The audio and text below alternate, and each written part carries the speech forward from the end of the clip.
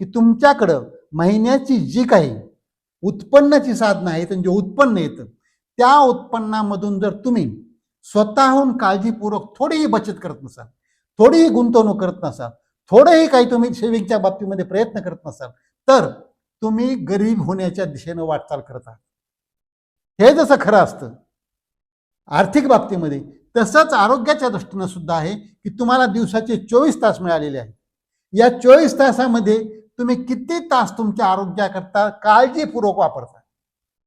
मी तर नेहमी म्हणतो की 2 रुपये द्या आणि 22 रुपये मिळवा. तुम्हाला एका दिवसामध्ये 24 तासाच्या आत तुम्ही आम्हाला 2 रुपये द्या, आम्ही तुम्हाला 22 रुपये देतो. कसे की तुम्ही फक्त सकाळी सकाळी 2 तास तुमच्या आरोग्याकरता वापरा.